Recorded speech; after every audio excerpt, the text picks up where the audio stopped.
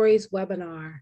I'm Dr. Kay Wise Whitehead, the current president of the National Women's Studies Association. We are so excited and we are thankful that you have joined us this evening to hear the inspiring stories of the activists that were part of our collaborative campaign. The 16 Stories campaign was developed in recognition and celebration of the global initiative, the 16 Days campaign, which recognizes activism around gender-based violence against women. The campaign started on November 25th, the International Day Against Violence Against Women, and ends today, December 10th, on International Human Rights Day. Tonight, we will hear from each of our activists in turn with pre-recorded introductions. Following the introductions, we will open things up for a Q&A. You should see a Q&A option at the bottom of your screen. Please feel free to submit a question at any point during the activist presentations, and I will try to get to as many of them as possible before we get to the end of our seminar.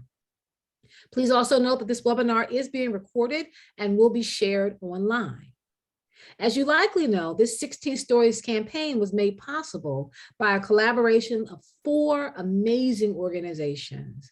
NWSA, we are the central host of this campaign, and we are pleased to collaborate with the Center for the Study of Women and Society at the Graduate Center at CUNY, the academic journal Feminist Anthropology, and the academic journal Women's Studies Quarterly. Thank you all for joining us in this initiative. Now I'd like to turn it over to Alex, who works with us in the NWSA office, to introduce our activists. Thanks so much, Kay. I'm going to share my screen.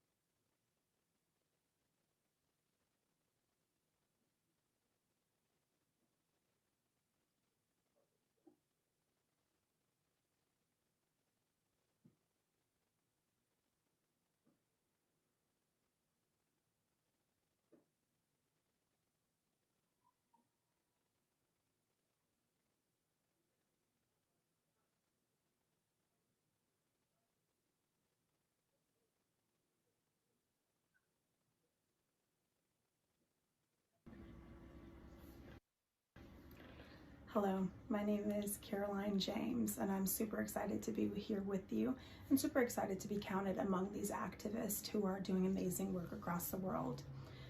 I can't help but start off, before I even talk about the Sojourner, with actually talking about a bit of my family.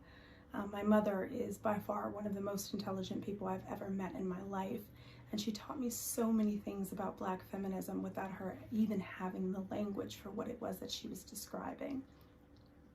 What that means to me is that a lot of the work that is in social justice and in feminism actually leaves the people out of it. So folks who are not highly educated, folks who have not gotten, they've not taken a feminist class, folks who have not had the opportunity to talk about socio-political ideas and ideologies and have the background to actually suss out what's happening in society. They're being left out of the conversations, and they're also then being left out of the content itself.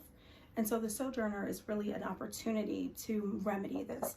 It's an opportunity to make content about social justice highly interdisciplinary in that it involves connecting people and subjects and information that are not normally connected. It is also meant to be a learning opportunity to connect those who are very highfalutin in these ideas, and they're able to discuss it with great rigor, to those who actually are just lay folks in the community and want an opportunity to explore this. The greatest way that you could help the Sojourner is actually by just joining our ecosystem and learning with us and from us. Thank you.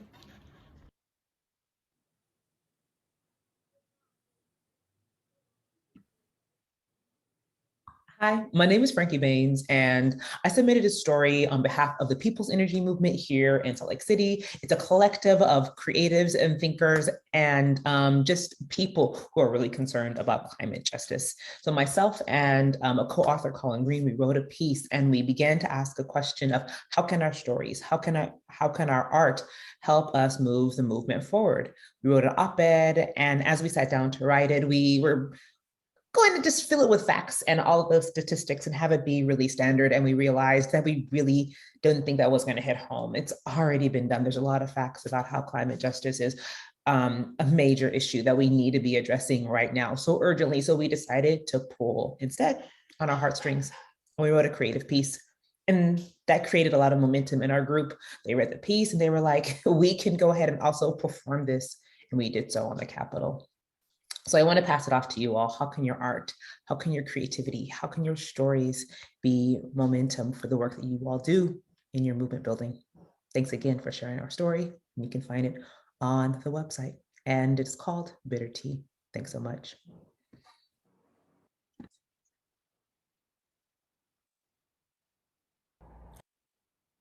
Hello everyone, my name is Gabby Farrell and I'm from Connecticut. I'm 23 and African American and Puerto Rican. I currently work as a graduate assistant in the Women's and Gender Studies Master's Program at Southern Connecticut State University, where I'm also a student as well. I am so excited to be part of this year's 16 Stories of Activism campaign. Thank you so much, National Women's Studies Association and all its affiliates for featuring myself and 15 other amazing activists that I am super honored to be part of.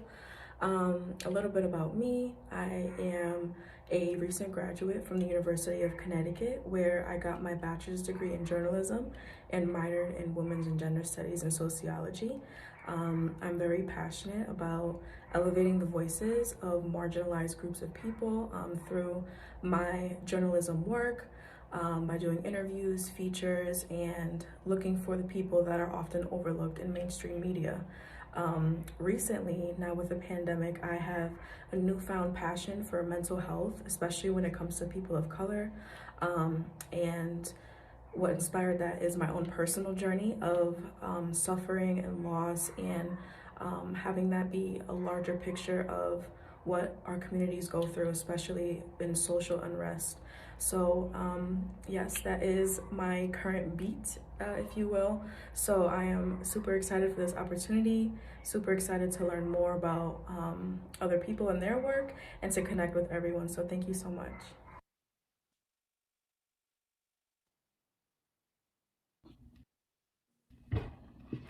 Hello everyone, this is Shampayutikar from Southern Connecticut State University. I am an assistant professor in Bangladesh. Right now I am on study leave. I'm so honored, I'm so glad to be here to share my poem. And my poem focus on the sexual oppression, violence, injustice against women, girls, your gendered bodies, and children worldwide. And being a feminist, being an activist, being a human being, I feel the urge to raise my voice against all the catalysts that makes our life upsetting. And my poem is a collection of stories. It is a stories of Munia, who was in abusive relationship and committed suicide. It was a story of Arya, who was burnt alive. It was a story of billions of women who face sexual violence and assault in the public transport. It is a story of the Rohingya people who face and experience the systematic structural violence in Myanmar. And through my poem, I try to make them visible. I try to make their voice heard, and I believe that this story format gives me the opportunity within a precise word to relate what is going on even today. I mean, I want to talk about the sexism, racism, oppression, and social injustice. And that's all about my poem. Thank you.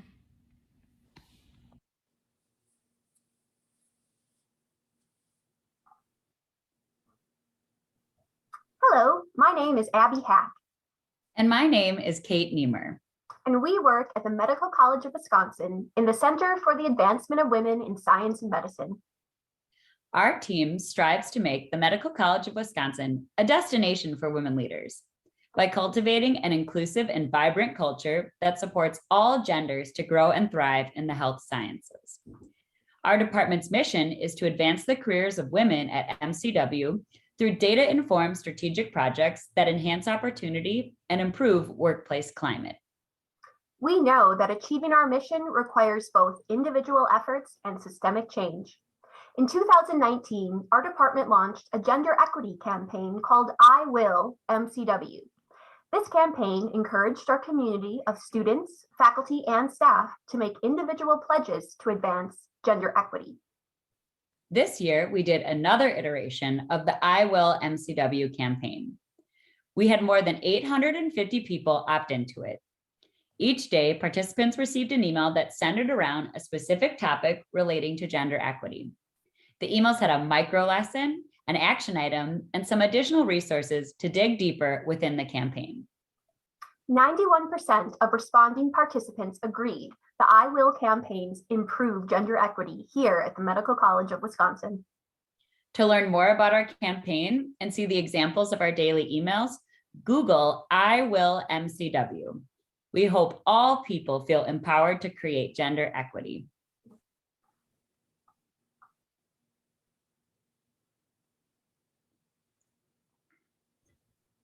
Good evening, and thank you. I'm honored to participate in this forum alongside all of these amazing activists. I'm privileged to work alongside many wonderful volunteers at the not-for-profit organization, Connect and Breathe. Connect and Breathe is an all-volunteer after-abortion support line. Volunteers offer free, anonymous, and affirming support to abortion patients and their loved ones. People can call to talk honestly without fears of judgment.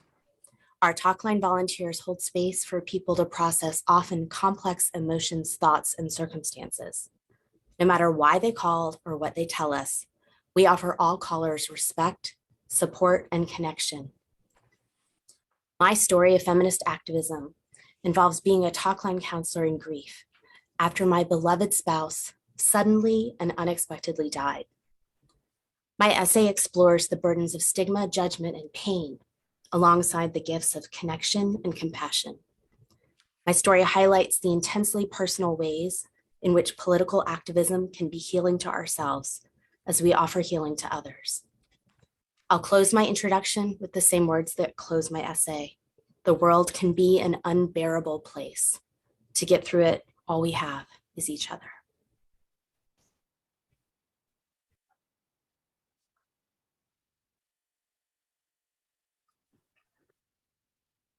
Hi, my name is Peggy Rivage Sewell, and I've recently retired from Women's and Gender Studies at Berea College in Kentucky. A couple years after I left the classroom, I traveled to Mexico to find out what was going on at the border with people trying to immigrate into the United States. That brief experience led me to take a comprehensive course in immigration law that has prepared me to manage cases and even gain credentials with the Department of Justice as an accredited representative. I see myself in this new activism really extending my work in women's and gender studies. Now I help to give voice to women seeking asylum in the United States. Daily life in many Latin American countries has become so unbearable that women risk death, rape, and even the kidnapping of their children to cross our southern borders. For those fortunate enough to cross the border, the process of securing legal residence begins, and that's where I step in and help families and their mothers. The feminist project I'm talking about is what I hope to be a storyline in U.S. history that we'll read one day as the reparation toward our neighbors in the global South. We are all connected one to each other. And for me, recognizing the collective kinship with women crossing the border is an essential part of my feminist activism. Thanks.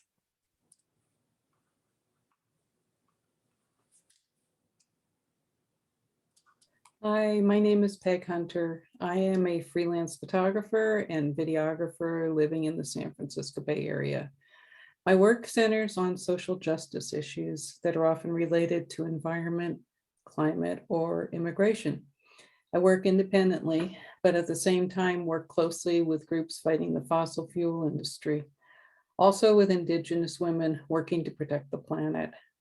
I've also worked with groups that are active in protecting the rights of immigrants. I've documented causes of migration in Honduras and have volunteered with groups leaving water for migrants in the Arizona desert. Earlier this year, I jumped at the opportunity to travel to Minnesota with the group 1,000 Grandmothers for Future Generations. The purpose of the trip was to stand with the Indigenous women-led groups fighting the Line 3 tar sands pipeline. One of the most powerful things to come out of our trip was the connections created between numerous groups of grandmothers. Indigenous Lakota grandmothers from South Dakota, Anishinaabe grandmothers from Minnesota, and non-Indigenous grandmothers from the Bay Area and the Twin Cities. I know that some of the connections that were made have continued to develop in some really profound ways, and I feel incredibly inspired as I see some of this unfold. Thanks so much.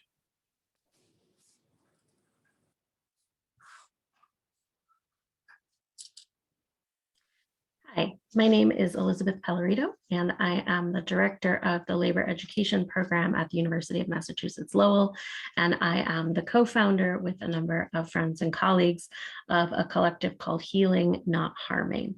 We are a group of union organizers and labor educators who are opening up space to talk about trauma within the labor movement through a series of facilitated conversations.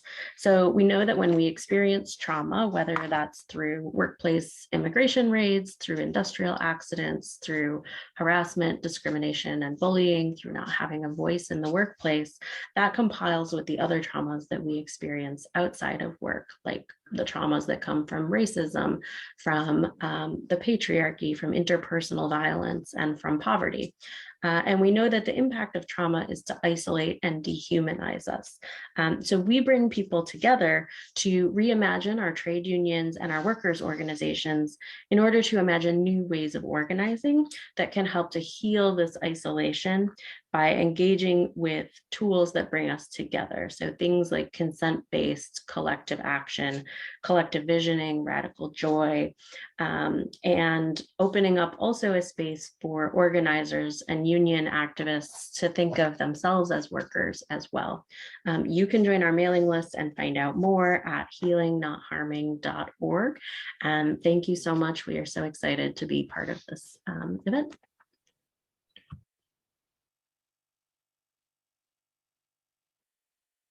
I'm Penny Rosenwasser, and I'm honored to be part of this group. I'm a second wave feminist rabble-rouser, also a white, queer, lesbian, Ashkenazi Jewish activist, originally from Northern Virginia, but now living in Oakland, California. And I'm a longtime member of the National Women's Studies Association, where I chair the Jewish Caucus. My most recent book is an activist call to repair the world. It's called Hope into Practice, Jewish Women Choosing Justice Despite Our Fears. And for years, I focused on advocating for Palestinian rights, working with Jewish Voice for Peace, and then I also do education around anti-Semitism and uprooting internalized anti-Semitism and misogyny. And currently at my synagogue, I help lead a year-long anti-racism initiative that's focused on uprooting white supremacy. And most recently, I've been working with 1,000 Grandmothers for Future Generations, hence this t-shirt I have on. And last May, 30 of us went to northern Minnesota in solidarity with Indigenous women water protectors there to stop the Line 3 pipeline. And that's what the story I wrote about is about. And our focus is addressing the climate crisis and especially shutting down the fossil fuel industry. So our chant is, listen to your grandma, keep it in the ground. For more info, go to 1000grandmothers.com or Stop Line 3 or pennyrosenwasser.com. Thank you.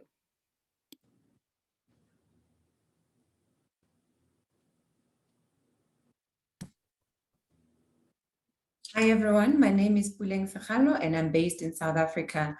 The work that I do together with a collective of women called the Intuthuko Embroidery Collective is that we look at and are interested in the everydayness of gender-based violence, the ways in which it affects women. One of the ways in which this happens is that it happens in the public spaces where women do not feel safe walking in the streets alone because they are always at the mercy of, or there's always this possibility that they may be attacked while they're on the streets. But in addition to the public, we also know that gender-based violence also happens in the private spaces as well, domestic violence, where children are also affected in these spaces as well. And with this, because for some, there aren't any avenues or safe spaces for them to speak, to report, to share what's happening to them, it leads to silence. So silencing where one does not have the voice to speak to what is going on in their lives. And to this end, we having a call for action, if you will, where we're saying it requires collective action, it requires solidarity, where we need to come together and to say, not in our name, that our communities and our families have to be safe for all women to be able to feel safe within their communities. Thank you.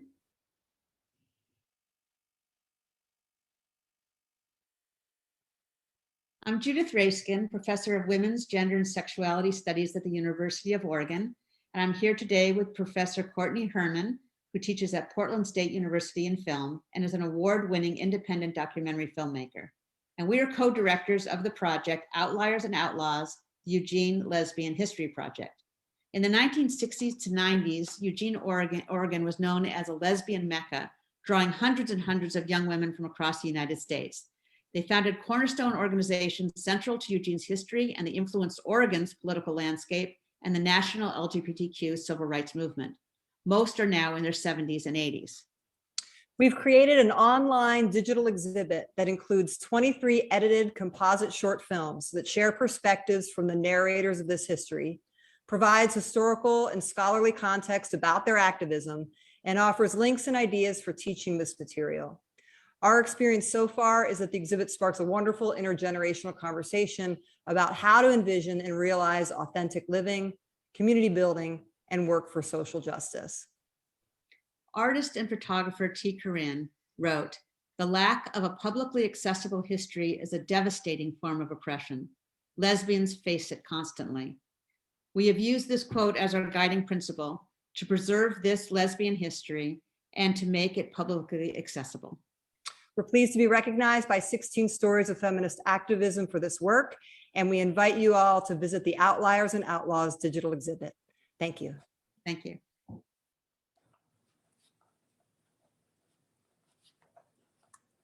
I'm Abby Palco, Director of the Maxine Platzerlin Women's Center at the University of Virginia, here to introduce Represent. UVA is grappling with the traumatic legacies of its founding. A white, all-male institution, its buildings were built by enslaved laborers on the traditional lands of the Monacan Nation.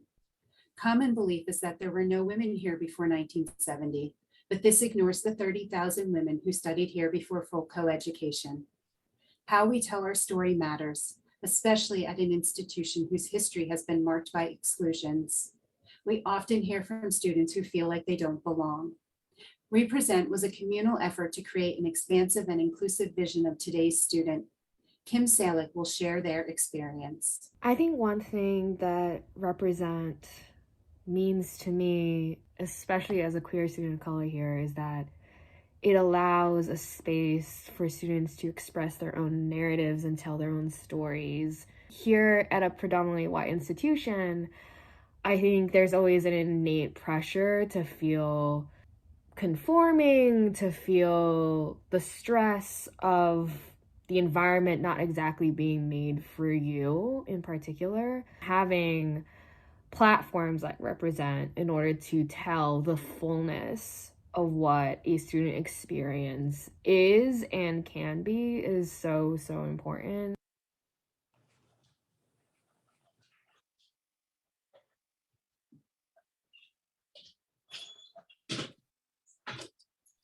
I am Sara Caterina Mota, proud indigenous mestiza, Colombian Chibcha, Eastern European Jewish.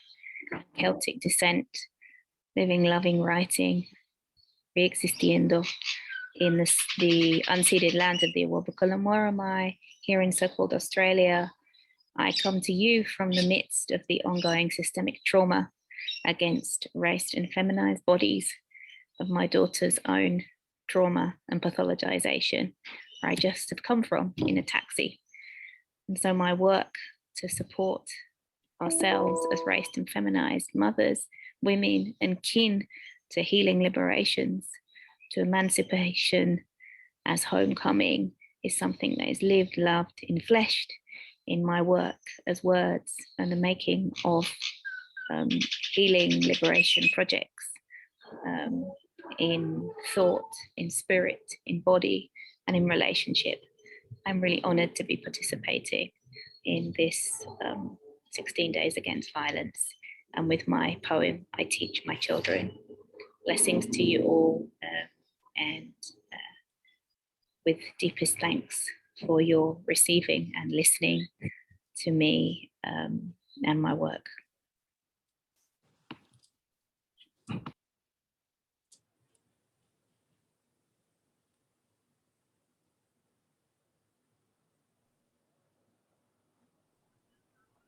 Hi, I'm Shanae Simon, pronouns she, her, and L. I am an interlocker, I am a connector, I am a bridge, I am a water bearer, I am a mother, homeschool educator, scholar, independent researcher, military spouse. I am a woman of color advancing peace and security. I am the founder and CEO of She Collective LLC, an organization redefining and rethinking women's peace and security for girls and women at the intersection of spirituality, healthcare, environment, and education. I am humbled to join 15 phenomenal feminists during these 16 days of activism. I invite you to follow my work on Twitter and Instagram at Shanae L. Simon, or visit me online at ShanaeSimon.com. Continue to advance peace and security for women and girls.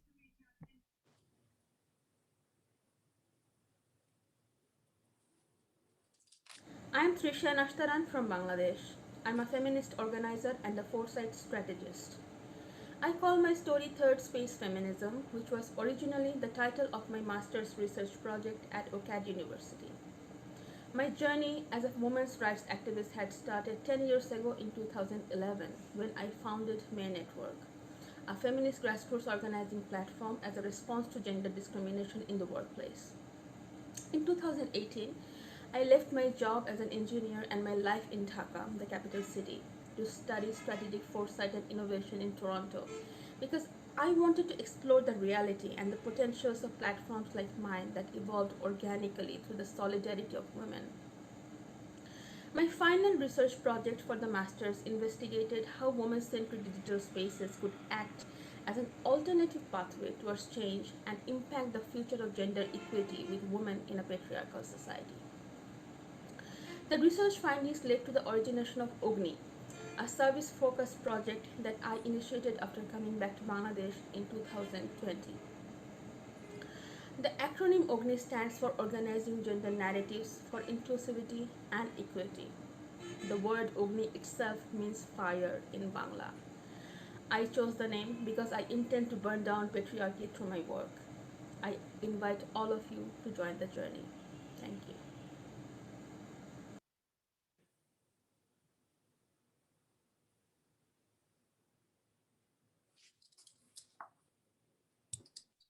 Thank you, everybody, for your wonderful introductions, and we'll hand it back to Dr. Whitehead for the Q&A. And please do put the questions in the Q&A for audience members. It'd be great. Thank you. Thank you very much. I really appreciate that. It was great finding out about all of the unique and different projects that are on display here tonight. All of your work is amazing. I wanted to invite you to put a question in the Q&A box that's at the bottom of the screen, and open questions, I'll share them out. And while we're waiting for you to come up with some questions, we were thinking as we were looking through the material, and we came up with a few questions that I just want to kind of put on the table and have our guests kind of respond to. So I want to start with Sarah and then Shampa. So I really appreciate you submitting your poetry to our campaign. We're seeing a reinvigorated spirit around poetry ever since Amanda Gorman at the inauguration. Now everyone's talking about how they can put the pen or pencil to the paper and write a poem. Would each of you be kind enough to speak briefly on why poetry is a medium of activism for you? And Sarah, we'll come to you first. Me? Yes, you. Oh. Thank you. All right. Oh, poetry. Oh my goodness. I think the ongoing nature of the interrelationships between the state systemic violence and how that manifests and tears apart our communities often, like hurricanes, and kind of leaves us sometimes disorientated, but also with so much that becomes unspeakable, and that sometimes in our paths to healing, in the kinds of healing kind of abolitionist projects that I've been involved with for over 20 years, is that our paths to healing are a way of piecing together our stories and trying to begin to speak from what has been silenced and that which is unspeakable and that we don't have words for. And that has often involves dropping in from the head into the body, into the somatic, the spiritual, the affective, the ancestral. And in so doing, our languages emerge, like Gloria Anzaldúa kind of talks about, the Chicana queer, wonderful, beautiful philosopher who's passed now, the ancestors, emerges in kind of untamable ways as our serpent's tongues. And in doing that, they can't be contained within kind of abstract formulas of words as separate from our enfleshed worldliness. And poetry is a mode to speak that unspeakable, or in my experience, is a mode through which we can bring to thought and bring to flesh our stories, and our stories in ways that bring us safety and bring us forms of healing and bring us perhaps some balm for those wounds that we often are carrying. And so, yeah, poetry for me, like so many actually traditions of Black and Indigenous and decolonial feminisms, allows something, brings a spaciousness, brings also a playfulness, allows a creativity, because I think when we speak our truths, that yeah, they burst and rupture the boundaries of hegemonic thought and writing and theory. Thank you for that. And we have activated closed captioning. Our apologies for not doing it at the beginning. Pauline, I want to come to you, you and Shanae. Both of you have used creative art mediums to get your activism across. Pauline, you did it with embroidery, Shanae with collage. What inspired each of you to present feminism and activism in such unique mediums? And Pauline, I'll come to you first.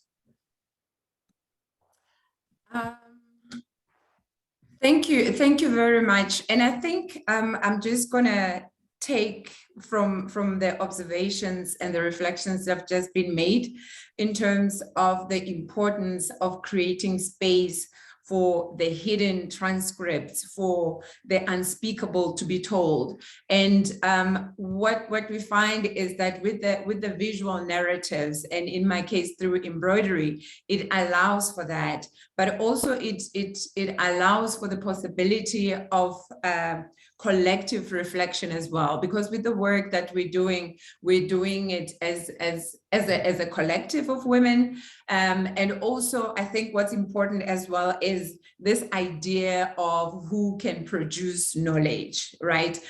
Who's the expert and who is the person who's receiving the knowledge. And with the making of embroidery using a skill that already exists within the community, we're moving beyond the boundaries of what academia allows us, but also just visually representing the many ways in which gender violence manifests within society, and taking it from just being viewed from a singular lens, if you will, but also just showing the everydayness of it and the multiple ways in which it manifests. And there is a very powerful appeal when one uses visual methodologies, and how the viewer can also be able to interact with the artwork and come up with their own interpretation of what the visual story is saying, and give it their own meaning as well. So it allows for that multiple interpretation. Thanks. Thank you. And then Shanae, I'd like to ask you the same question about your choice of the medium of collage. Thank you, Kay, for that question, Palang. I think you hit it right on in terms of like it's multidimensional. I think, you know, when people ask like, well, what are you involved in? What are you doing? Like, it's so hard to explain that sometimes in conversation. And I think it's kind of like, I can better show you. So let me do something creative. And I think in touching people, the people learn, we connect to things in different ways, through auditory, through visual, through kinesthetics, you know, just in how do you connect in a different way and giving something a visual presentation. I think also the images of pulling on to logos and brands that help identify these smaller entities, sometimes invisible stories. I think using the camera to capture those stories that happen every day, or things that are happening every day or just around you, just to kind of bring visibility to those mediums too. And I think just really for me, for it to resonate with just a different way of expression that maybe isn't through written, and to your point, belong to just traditional academia, what's acceptable in terms of activism and kind of how we're presenting information. And so just using visualization is a very powerful tool to tell a story.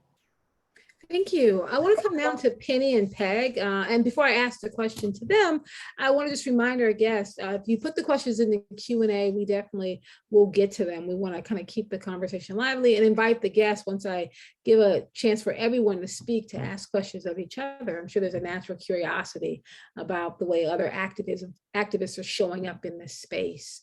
And so for Penny and Peg, in that order, I wanted to first thank you for helping to bring the 1,000 Grandmothers movement to our attention.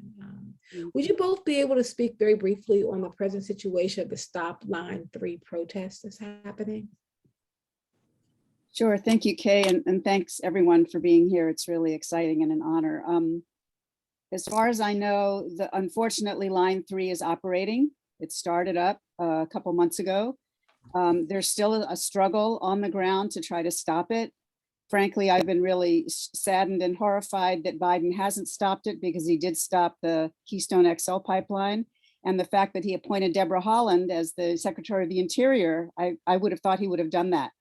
And he speaks about stopping fossil fuels, but he hasn't stopped this. So I think, I mean, the struggle goes on, led by fantastic Indigenous women water protectors, Taisha Martineau, who's Two-Spirit.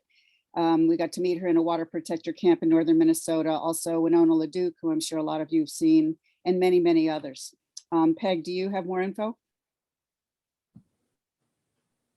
I don't have more info on the pipeline, other than that I know that the oil is flowing now. But the camps that we visited, a number of them are continuing today, and what there's serious trauma involved with the women that put a lot on the line. I mean, locking themselves to equipment, multiple arrests, and, you know, a criminal justice system that's gone crazy up in northern Minnesota. They're dealing with severe trauma right now, but the camps are staying sometimes in direct against the communities that don't want them to be there. Sometimes their own tribes are fighting them, but they're staying there to work on the rights of women, the rights on women of color, women, Indigenous women, and you know, to preserve their sovereignty and their history. So the fight continues. Thank you for that, and for giving us the update and some ways that we can, of course, be engaged with that. I want to go now to Caroline and Trishia. I'm not sure if Trishia is with, I see Trishia, there she is. So you have both used online platforms to build community and share resources. Could you speak briefly on the power of online community building and what you feel is the #1 need to have for virtual community building? And I'll come to you first, Caroline. Thank you for coming to me. I think that when we think about, well, first I should say this, I'm by training, I'm a traditional educator, a principal and things of that sort. And I've done diversity training in the traditional fashion. One of the things that I found there was that there was a constant access issue of who had the opportunity to be learning these things, of who had the opportunity to engage in those conversations, and who had the opportunity to also be sources of knowledge in those conversations. And so I think that when you're talking about social media, the beautiful opportunity that opens up is a way to reach lay folk exactly where they are, and to find a different way to engage people in these very complicated conversations. If we're wanting to activate the people in order to have these changes made in so many different ways, then we're really going to have to engage those folks in that conversation and let them know that this is a piece that is accessible to them. This is something that they can understand. It's something that they can in fact engage in. And so I think social media and all of these places where you kind of bring down the barrier and bring down the formality actually opens up an opportunity to educate people in ways that otherwise would not be possible.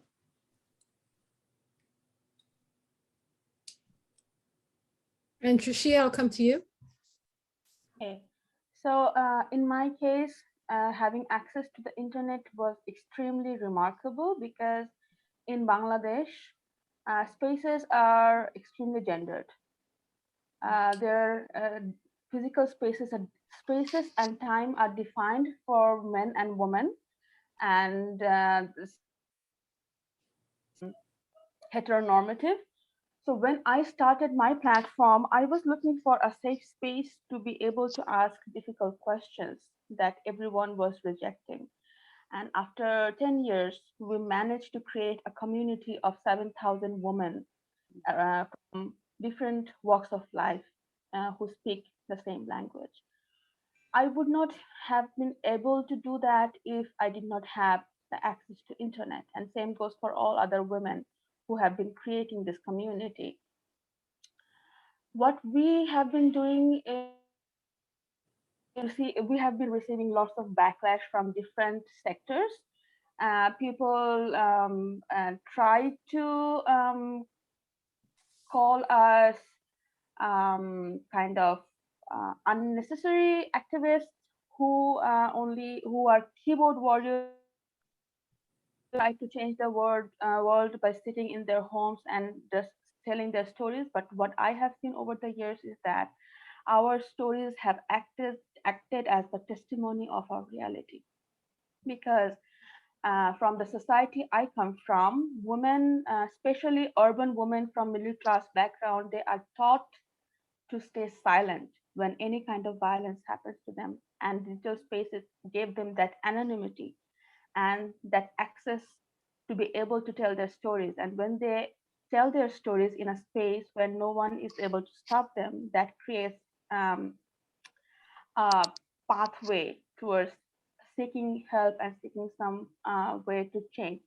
I think digital space has been acting as a very powerful tool in creating change in feminist landscape of Bangladesh, where feminism is kind of the F word. But at the same time, it also creates some sort of digital divide, because these spaces are only accessible to people who are digital literate and who have the resources to access the places. So we have been also trying to create some sort of awareness, literacy, and access to people who are still beyond these boundaries of digital spaces. So I would say yes, things are changing in a rapid and radical way, but we also have a long path to go. So yeah, I'm hopeful, and let's see, looking. Thank you, Trishia. I want to come back to you, Shampa. I put a question out earlier, but I wanted to give you a chance to answer, to talk about your poetry as your medium for activism. And have you kind of expand on that before I go to the MCW and UVA? Thank you.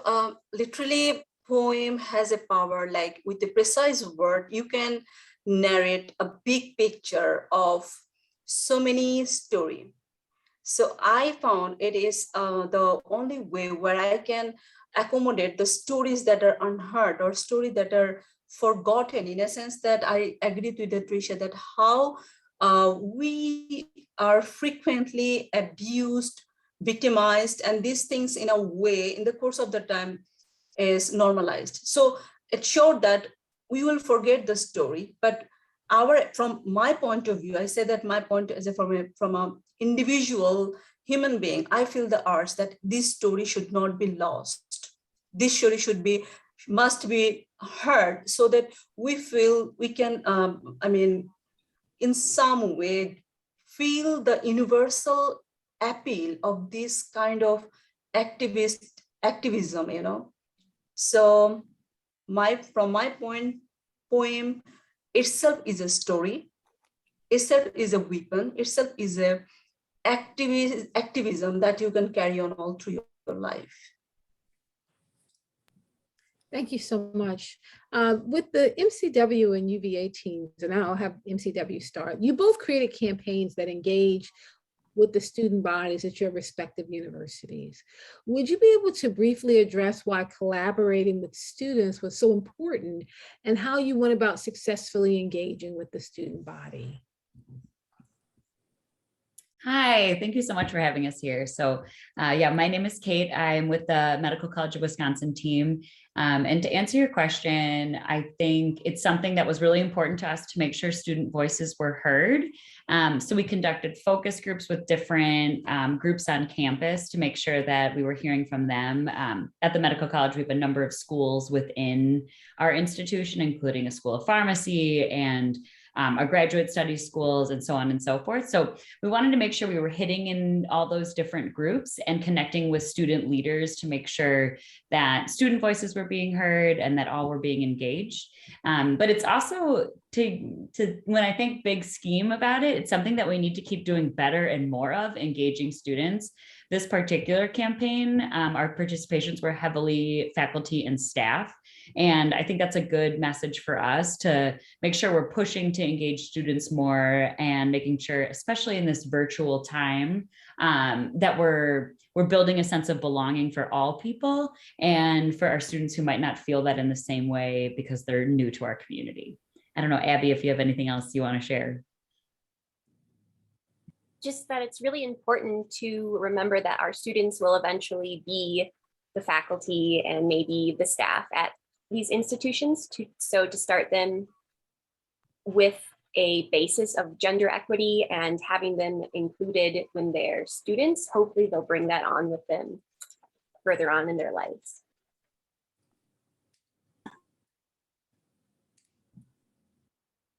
And then we wanted to make sure that we gave the UVA team an opportunity to respond. Great. Thank you. Kate, I almost jumped in because I'm also Abby. Thanks so much for having us.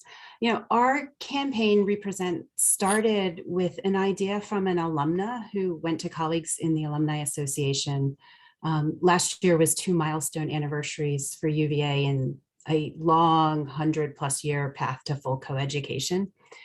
And so they passed the idea on to us to find some way to help students create and share what their image of the typical student is now. And for us, it immediately resonated because so often students come to us and they say, I don't fit in, I'm not white enough, or I'm not wealthy enough, or I'm a woman, or I'm not thin enough. And we can genuinely say, we hear that from so many people, so you clearly fit in because you're one of this group of amazing students who are coming to us looking to find your place here. And for all of us on the team who worked on it, from staff, some faculty members, some students, the importance of really centering student voices was hammered home for me with 2 different experiences. One was looking at one of the entries in particular was a selfie that a student took. It was their last selfie before they were sent home and lockdown started. And they wanted to do something in that time of isolation. And so they learned how to sew. And like many of us, they didn't cut their hair for a long time. And so they used strands of their hair to stitch their selfie. And the front is beautiful. I am also a sewer. So all of the crafts pieces and embroidery that we've been talking about have really resonated for me. The front is beautiful, and you turn the back around and it's a mess. And in their artist statement, they talked about how the front is what the image they show everyone, and the mess is what they're trying to hide. And I'm like, but that mess is what you all, and all of us, not just the students, are trying to hide. So for them to have that opportunity to express that felt really important. And then we were tabling a couple of weeks ago to spread awareness about the art exhibit and get more people to go see it. And I had a young woman standing there as I'm saying, you know, I'll bet you've heard there were no women here before 1970. And she says, yes. And I'm like, well, that's not actually true. And she just like laughed and started almost screaming at me, you're lying. And I'm like, nope.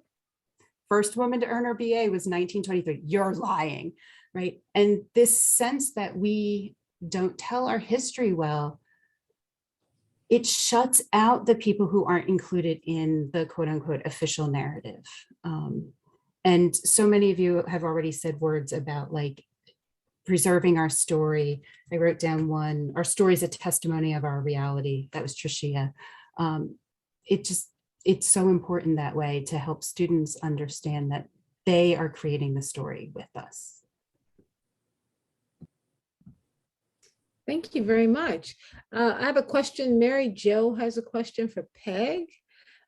Peg, could you talk about how breaking bread with your women clients helps to build trust in both you and maybe in the system as a whole? Oh, that's such a beautiful question. Thank you. I can see myself now sitting at the back table. During COVID, I invite clients to come over and meet me outside. And often I've got fresh food in the house. So little kids will come, and I've been working on special immigrant juvenile status visas for little kids who've, you know, crossed the border alone and been kidnapped and all kinds of stuff. So they're ultra traumatized. And then, you know, if I give them a glass of lemonade and a piece of French bread with jam on it, they lighten up, they open up, they relax. And so the story comes out. And as I was sharing in my essay, the accuracy of the story in immigration law is absolutely paramount, because that's what moves people. Judges are making decisions all the time, random decisions. And it's when deep detail gets expressed and communicated that people have an opportunity to advance in the system. So it's really about getting people to relax and enjoy and feel some humanity. Because so often when people meet in medical situations and in legal situations, it's so sterile, it's so formal, and this takes it all out of it. Not to mention being able to speak directly to people without a translator. Thanks for the question. Thank you so much for the question, Mary Jo. I want to now go to Elizabeth and Jennifer. You both work with collectives that focus on your very important and shared experiences that you have. Can you speak briefly on the ways that connecting through community has helped individuals who are struggling with similar experiences and the importance of that act? And Elizabeth, I'll come to you first, please. Yeah, thank you so much. So I think there's two things I'll say in response to that. One is that, you know, when we were putting together, you know, this project with workers and with the labor movement, this is something that's not really talked about in the labor movement. And we don't often think of ourselves as workers in the labor movement either. You're an organizer, and this, you know, I think that folks in a lot of industries can also identify with this. You're doing it for the love of the movement, you're doing it for justice, but we're also doing labor and we're also workers, right? And so really focusing on bringing those connections out. So we're not only connecting with one another, but we're connecting with the workers that we are organizing as well. And of course, we've also done this versions of this training / conversation with workers themselves. So it's a really important way, I think, to draw this connection between the labor that we're doing and then the other kinds of labor, the emotional labor and the kind of like trauma work that we're doing with each other. And the other thing that I wanted to say about that is that, what we know about, like we've talked about trauma a lot already tonight, and what we know about trauma is that it makes us think that we're the only person in the room, that we don't have anybody standing with us. And it kind of like puts us in this loop of reliving our worst experiences. And what we know about what the best of the labor movement and what we hope that, workers organizing will do is that we're standing in solidarity with each other. It's solidarity forever, right? And so we started thinking about like, what are the ways that we can draw a connection between using the values and the skills that we already have and not putting winning a higher wage or winning workplace protections, even though those things are really important too, but using them to really dig deep and connect with each other around the emotional aspects that, again, don't often get talked about in workers' rights movements. And so it was like a natural fit to say, these are already our values. We don't have to go outside and look for them. We're already doing this work. And so how can we just channel it in the right way? And people have been so hungry for that conversation for a long time now, before the pandemic. So thank you so much.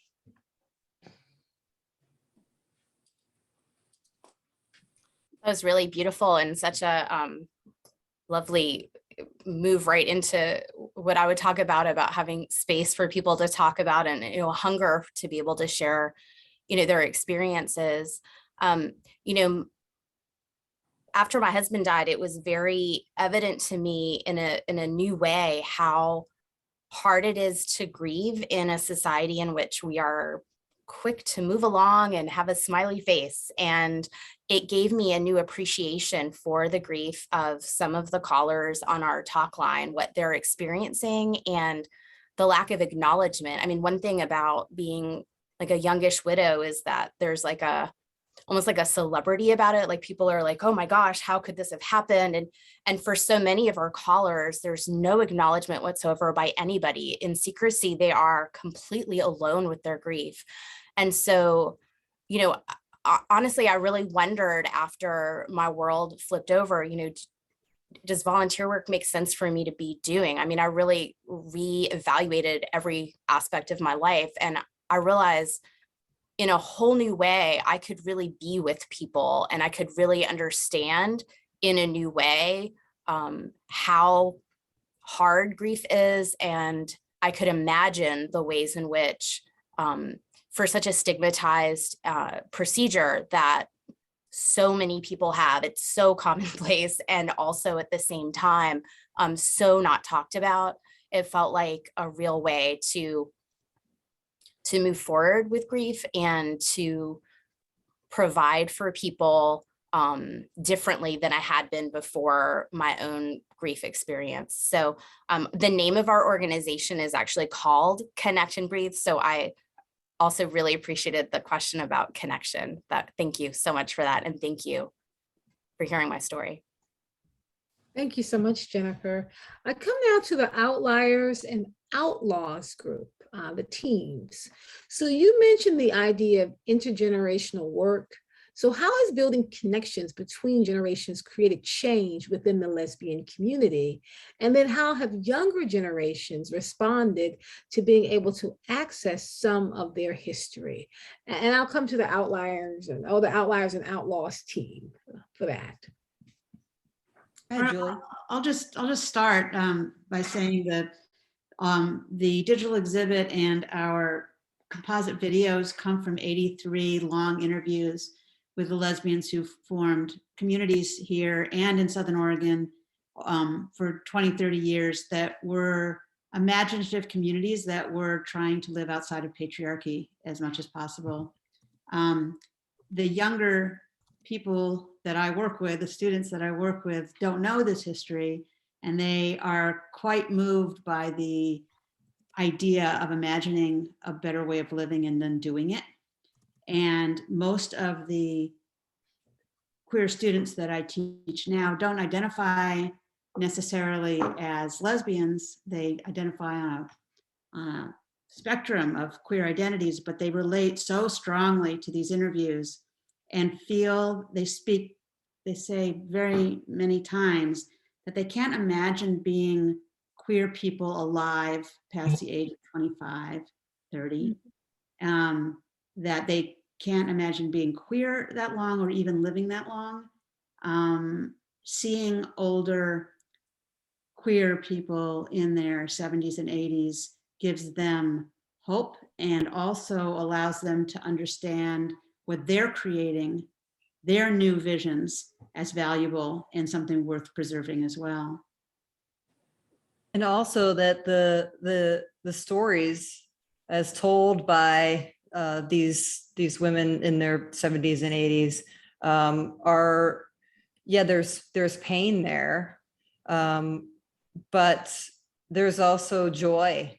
And when younger generations see that, they get an opportunity to interact with something different from what they might have encountered in popular media, where the pain narrative is really central in the depiction of the queer experience.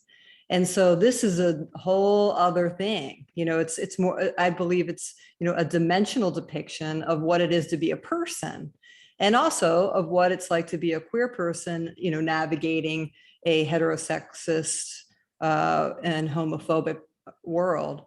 And for me personally, I was changed by working on this project, because as much as as a documentary filmmaker, I believe that stories change people and change the world. This one changed me because I have been hesitant to claim a lesbian identity because of some really tough inbuilt misogyny that I had, that I was really sort of unexamined. And so now I feel like it sort of liberated me to hear these stories. And being of someone who's from Generation X and hearing the stories of these folks who are mostly baby boomer generation, I was like open to receive and then to benefit personally. So I'm like a living proof that it does affect people in different generations to hear these stories from these older folks, from these you know, from these sages from our community and our elders. And I just want to clarify that you're adding lesbian to a queer identity that you identified with before. And then also, you know, we had a celebration last week, bringing the narrators back together again as much as we could in a large space, and we had students there too. And the conversation was just amazing between 18-year-olds standing up and with a microphone and asking the people who were 50, 60 years older than them really poignant questions. And one of our projects is to sort of pair the elders with younger people so they could have queer grandparents. Most queer people don't come from queer families. And so that cultural transmission has to come from queer elders. And so that's one of the things that the younger people really want us to work on immediately. So we will. Yeah, and I can easily fold that lesbian thing into my queer identity, and it feels good and it feels right, and it doesn't feel complicated to me at all. Thank you very much. We really appreciate everyone joining us. I think there's one more question. An anonymous attendee, I'll just read it out. We all need to talk about abortion as something that is part of many women's lives. We need to help destigmatize abortion and show our support for women who choose it as part of their health needs. We need to help get rid of any guilt for sure. Thank you, Jennifer, for your important work. Hopefully at some point, some of the women will contact their legislators and share their story. Thank you to that anonymous attendee. I really want to just reiterate how excited we are to be able to collaborate on this project. We want to thank all of our activists for sharing our story. Once again, I'm Dr. Kay Wise Whitehead, the current president of the National Women's Studies Association. We are excited because there are a lot of changes happening with NWSA that will be released this weekend. We're excited for you to receive that notification. If you are not yet a member of NWSA, then please go to nwsa.org and join us. Our call for papers will go live on January 1st. Our theme for fall 22, when we're going to meet, fall 2022, when we meet in Minneapolis, Minnesota, is freedom and resistance, our new spellings of our name. sharing our stories, our lives, our struggles, and ourselves. We believe that 2020 was a year that asked a lot of questions. Like Zora Neale Hurston said, 2021 was a year that answered a lot of questions. And we believe that in Minneapolis in the fall, 2022 is a year we tell our stories about the questions that we answered. So I am excited about that and everything we have planned for 2022, for our upcoming kitchen table talks, to our PAD conference, to a lot of big changes. So keep your eye on your email this weekend for a notification about a lot of exciting things that are happening. I want to end by thanking Jen Ash, our interim executive director, for everything that she has done to make tonight a success, and everything that she has done every day to keep NWSA moving forward. She's a quiet giant, and we appreciate that. And we want to thank Alex for being there with Jen Ash, for keeping the banner held high, and for organizing this story. What a wonderful way to go into the weekend, thinking about activism, thinking about our stories, and thinking about, of course, the NWSA theme, freedom and resistance are new spellings of our name, which to me was pinpointed and highlighted tonight. Thank you again for coming.